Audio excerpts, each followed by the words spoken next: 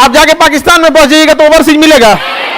कल को अगर सानिया मिर्जा पाकिस्तान की नागरिकता, अभी तो एनआरआई पे है, अगर पाकिस्तान की नागरिकता ले लेती हैं तो उनके अंदर हर वो क्वालिटी है जिस आधार पर उन्हें ओवरसीज दिया जा सकता है। एक अच्छी वेल एथलीट, मतलब टेनिस की तो अच्छी खिलाड़ी, सब चीज है, लेकिन फिर उन्हें ओवरसीज के अंतर्गत नहीं दिया। क्यों? शत्रु देश में। किसमें? शत्रु देश। पता चला वहां ले गए, वहां आईएसआई के प्रभाव में आ गया कोई, यहां आने के बाद तांडव रच दिया। ये सब नहीं होना। ओवरसीज में प्रियंका चोपड़ा अभी एनआरआई, जिस दिन अगर वहां का नागरिकता ले लेंगी तो भारत का खत्म। लेकिन उनके अंदर एक कला है, एक्टिंग है, बहुत एक्टिंग भी बहुत अच्छा। एक मूवी थी ना मस्तान, बाजीराव मस्तान, उसमें क्या एक्टिंग की, प्रियंका चोपड़ा उसमें भी है ना, काशीबाई बनी रहती, क्या एक्टिंग की, समझ में आ गया कि नहीं आ गया?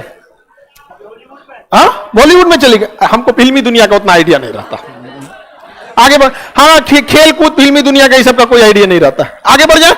ओवरसीज समझ में आ गया? किसी को कोई दिक्कत है तो बोलिए।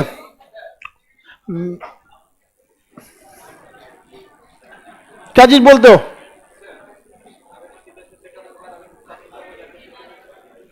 अरे क्वेश्चन पूछना है तो बोलो, अब वहीं चुपचाप रह जाते हो तो इससे क्लास लेट होने लगता है। हमें लगता है आप पूछ रहे हैं, लेकिन अनुभव है कि 99.99 जो आप लोग क्वेश्चन पूछते हैं बिना मतलब का, बतियाने के लिए सबको। हम जो भी आपका जरूरत का चीजें रहता है बता देते हैं, आप मत खटखटाइए मत। अब आप लोग ओवरसीज समझ में आ गया कि नहीं आ गया? किसी को दिक्कत? अच्छा ये बताइए, अगर हम जाके जापान सेटल हो जाते हैं और जापान, एक बात पूछ रहे हैं आपसे, तो हमें अगर जापान की नागरिकता ले लेते हैं तो क्या भारत सरकार हमें ओवरसीज नागरिकता देगी? हाँ, दे देगी हमें। समझ में आ गया कि नहीं? लेकिन नेतवा नहीं चाहेगा सब देने के लिए, क्योंकि उसको पता है कि ये आदमी ठीक नहीं। हम जापान जाने वाले हैं, हाँ, कभी नहीं जा सकते हम यहाँ पे। बिहार तो छोड़वे ना करेंगे हम, भारत छोड़ने की बात तो बहुत दूर है। हम बिहार ना छोड़ सकते हैं तो भारत तो, जैसे बिहार से आदमी झारखंड चला गया तो क्या दिक्कत है, देश में ही है। महाराष्ट्र चले गए देश में, तो वो तो छोड़वे नहीं करेगा आदमी। हम आपको बस एक समझने के लिए बता रहे हैं कि किस कैटेगरी के लोगों को ओवरसीज दिया जाता है, सबको नहीं दिया जा सकता। उसके लिए आपको ऐसा लगना चाहिए कि हाँ, देश को दोबारा आपसे रिटर्न है। समझ में आ रहा है कि नहीं आ रहा? अब विदेश जाने के लिए कुछ चीजों की जरूरत होती है। एक पासपोर्ट, पासपोर्ट, पास मतलब पास करो, पोर्ट मतलब होता है जो ट्रांजिट एरिया होता है, या सी पोर्ट या एयरपोर्ट, जहां से आप देश छोड़ सकते हैं। जैसे आपके मोबाइल में भी पोर्ट होता है, तो इसी पासपोर्ट, आपका पासपोर्ट एक डायरी होती है जिसपे आपका जन्म तिथि ये सब लिखा रहता है। पासपोर्ट बनाना बड़ी झमेला की चीज है। सारे डॉक्यूमेंट्स में सबसे ज्यादा मुश्किल से अगर कुछ बनता है तो पासपोर्ट। इसलिए अगर कहीं डॉक्यूमेंट्स मांगेगा, आधार, पेन, हेन तेन, तो उसमें डाउट होता है, तो आप एक बार पासपोर्ट लगा दीजिए। जैसे एक बार पासपोर्ट लगाएंगे ना, सारा टेंशन खत्म हो जाता है, क्योंकि सबसे ज्यादा टफ होता है पासपोर्ट बनाना। आपका मार्कशीट पूरी क्लियर होनी चाहिए, आपका एड्रेस पूरा मैच होना चाहिए। उसके अलावा जब सब करा के आ जाइएगा ना, तब पुलिस जाएगी आपकी जांच करने के लिए कि आपके ऊपर कोई क्रिमिनल रिकॉर्ड तो नहीं है। मोहल्ले में पूछेगी, वो अलग बात है, 1500 रुपया दे दीजिएगा तो कुछ नहीं पूछेगी, ओपन रेट है 1500 रुपए, समझ में? और अगर आप 1500 नहीं दीजिएगा ना तो अटका देगी आपकी 2 महीना। ये पूरा एक जाल है। आपको करप्शन करने के लिए कहीं कहीं मजबूर कर दिया जाता है। अब आपको किसी को जरूरत है, इमरजेंसी में होकर लटका देगा, तो 1500 रुपये उनका क्या होता है, रेट होता है। समझ में आ गया कि नहीं आ गया? बमनी का क्वेश्चन है, कोई एनआरआई विदेश में काम करना है, वहां कोनो केस में फंस गया, तो वहां के वकील को रखे, वहां केस लड़े, ठीक होगा तो ठीक है, नहीं तो भारत में भेज दिया जाएगा। लेकिन वहां की सरकार बिना मतलब नहीं सता सकती, राजदूत खड़ा हो जाएगा वहां तुरंत। वहां पे राजदूत आके आपका केस के लिए पैरवी कर देगा और कहेगा एक काम कीजिए, गड़बड़ किया है ना, आप इसको यहां से नौकरी से निकालिए, भारत में भेज दीजिए। ऐसे नौटंकी का जौन मंतव्य नहीं कि चौराहा पर चढ़ सर काट दीजिएगा, नहीं। समझ में? तो राजदूत हमारे वहां लड़ जाते हैं सब। उनकी कोशिश रहती है कि हाँ, नौकरी से टर्मिनेट करा के आपको भेज देगा। ठीक है, कहीं जाके वहां जाके कौन लड़ रहा है, लड़ जाता है सब, कुछ कुछ वहां पे भी लड़ जाता है सब। आगे बढ़े तो देश छोड़ने के लिए आपके पास क्या रहना चाहिए?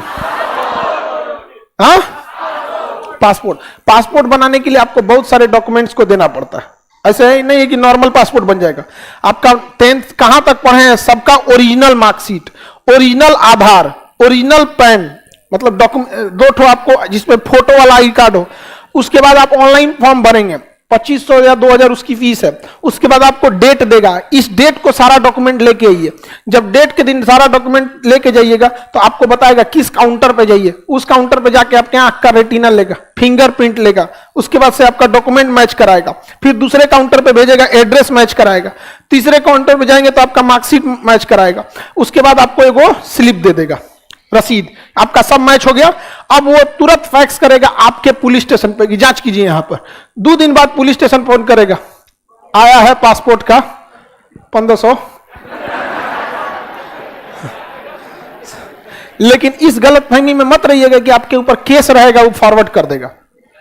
केस नहीं है तब 1500 लेता है, केस उस रहता है तो अटका देता है। उन लोग को भी दिक्कत हो जाता है। और जब ये पासपोर्ट हो गया आपके पास, अब आप छुट्टा साढ़ हो गए भारत से बाहर जाने के लिए। हाँ, बस जहाज का टिकट दीजिए, घुस जाइए।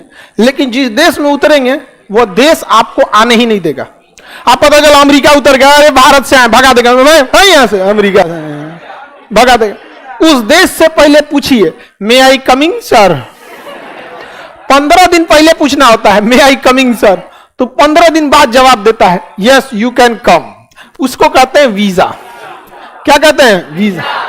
तो आप पासपोर्ट इस बात की इजाजत देता है कि आप अपना देश छोड़ सकते हैं, और वीजा इस बात की इजाजत देता है कि आप लैंड कर सकते हैं, और जहाज का टिकट इस बात का इजाजत देता है कि हम तेरा बैठाएंगे जहाजिया में।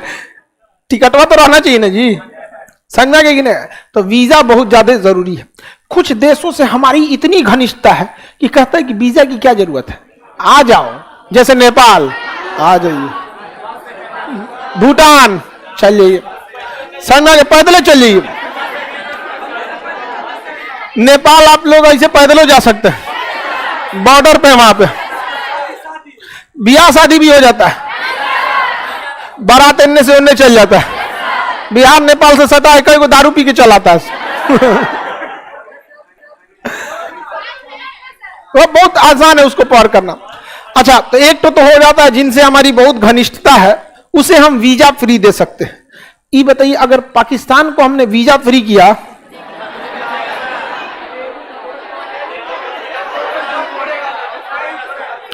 अरे मत पूछिए, कुल गधा बैल धीरे भर जाएगा सर। तो गलत बात है। हम सारे देशों को वीजा फ्री कर सकते हैं, जिनसे हमारी घनिष्ठता है उनसे वीजा फ्री कर सकते हैं। इससे एक स्टेप और थोड़ा, सबको तो हम वीजा फ्री नहीं कर सकते, वीजा लगाना ही पड़ेगा।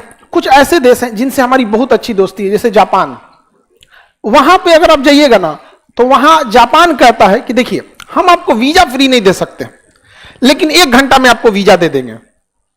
आप हमारे यहां आप पासपोर्ट लेके आइए, जापान एयरपोर्ट पे उतरिए, और जैसे उतरिएगा तो वहां लिखा होगा इमिग्रेशन काउंटर, वहां जाके अपना नाम पता भरिए, पासपोर्ट का फोटोकॉपी दीजिए, 1 घंटा में वीजा दे देगा।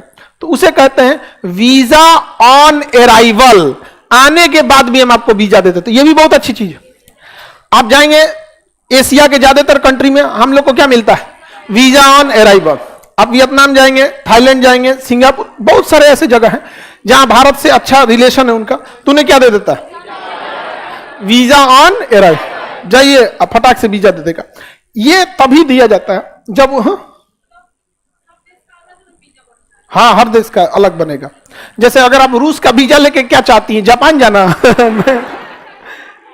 नहीं, सबका अलग अलग। सपोज कीजिए कि अगर आपको छुट्टी में जाना है, 10 दिन आप चाहती हैं रूस घूमना, 10 दिन जापान, 5 दिन सिंगापुर, तो आपके पांचों का, तीनों देश का वीजा होना चाहिए। जितना दिन का वीजा उतने दिन रह सकती हैं। उससे ज्यादा रहिएगा फाइन लगा देगा, और गलत इरादे से रहिएगा तो जेल कर देगा। जैसे हम गए घूमने के लिए, मेरी फ्लाइट छूट गई, लास्ट दिन मेरा वीजा का दिन था, आज हमारी फ्लाइट छूट गई, प्रॉपर रीजन रहेगा तो आपको फाइन लगा के छोड़ देगा। अदरवाइज में अगर ज्यादा दिक्कत कीजिएगा, जेल कर देगा। वहां पे इंटरनेशनल कानून बड़ी खराब होता है। तो वीजा ऑन अराइवल समझ में आ रहा है आप लोगों को? सबसे आसान क्या होता है? Visa free. जैसे नेपाल में visa, Japan visa on arrival, America visa. पहले आपको क्या लेना पड़ेगा? वीजा।